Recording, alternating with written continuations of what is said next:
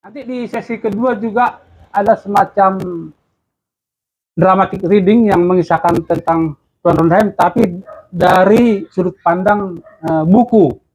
Nah, ada Napoleon der Bataks yang ditulis oleh Profesor Erika Saragi dan kawan-kawan, nanti akan dibacakan oleh Rosari Purba dan Desti Sinaga. Jadi saya mengaransemen dua, satu dari penutur tradisi dan satu lagi dari literasi. Nah, literasi. Dua ini saya match atau gabungkan, yang mudah-mudahan kedepannya akan membuat sebuah skrip untuk pembuatan film layar lebar ya, yang perlu tahapan-tahapan yang agak panjang. Kita akan mengcombine. Karena dari sisi emosionalnya Opung dapat. Sisi emosionalnya Opung Tuan Trondheim, ketegasannya, sikapnya, sepak terjangnya, dari soul, secara jiwa Opung dapat. Tapi dari literasi tentang data-data akurat, tahun pertempuran di Padang Bulian, di Dolok Sagala, di Sumber Solpa, itu juga ada. Jadi saya ingin mengcombine itu agar menjadi sebuah skrip lah yang akan kita kerjakan bersama. Sebetulnya sebelum pun datang ini sudah musyawarah, karena perasaan mereka yang bertiga sudah ada kesangsian, tapi tak berani mengatakan jelas, yaitu Opung Sisingamangaraja sama Tuan Manorsa dan juga Opung Trondheim. Itulah yang pergi orang itu ke Barus. Maksud mereka ingin menyelidiki benar macam mana keadaan dari Barus. Tapi orang itu tidak tahu mengenal apa, tidak ada yang mau mengatakan tahu. Semua tidak tahu.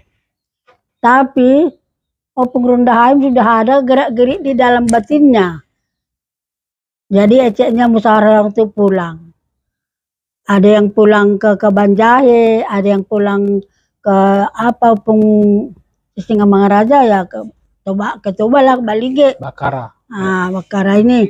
Jadi Opung Trondheim pulang ke Raya. Ditumbang orang itulah, hayu di Simarsopa ini tak bisa lagi lewat orang itu. Ada yang lewat, jatuhlah dia ke jurang itu, dapat Simalungun lah. Dari situlah ada yang mengganggu, menyelisip dan terus ke apa namanya kampungnya si Jega itu? Bapak Susang. Bapak Susang. Makanya dibilang situ Bapak Susang. Dulu gitulah panusangannya. Garingging manatap di mana ada si Lopak Mata ini, si Alanda ini. Jadi ada yang di bawah itulah si dua ruang. Tapi sekarang ada itu air si dua ruang. Di situlah orang juga mengintip. Jadi karena nggak ada, makanya keluarlah orang itu dari batu ruang, keluarlah turunlah dari dolog apa ini tadi, penetapannya ini, pulanglah orang itu ke Sondi. Nah, dari Sondi, dari situ pulanglah ke Aman Raya, tapi tetap dia maju balik lagi ke Dolok Merawan, ke Trondheim, karena mungkin adalah musyawarahnya orang itu, nggak tahu aku apa. Nah, makanya itulah yang dirajakan istrinya jadi Puang Bolon Purbadasuha. Memang dia di daerah Bandar Bejambu. Itu dekat Serbelawan namanya. Bandar Bejambu. Simpang Serbelawan. Simpang Serbelawan. Setiap itulah pertempurannya. Sampai ke Bajalingke, sampai ke Padang Bulian. Nah, itulah pertempurannya. Jadi Tuan Trondheim sengaja dia menghempang di perbatasan biar kolonial Belanda tidak masuk ke inti dari permukiman kerajaan raya.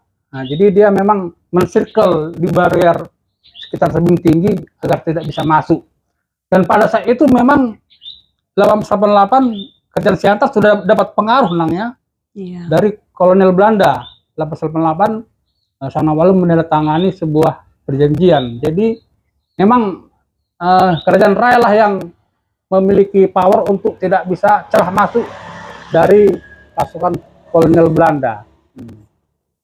itulah yang dapat kita himpun kira-kira tentang informasi dari Opung Ramena Garingging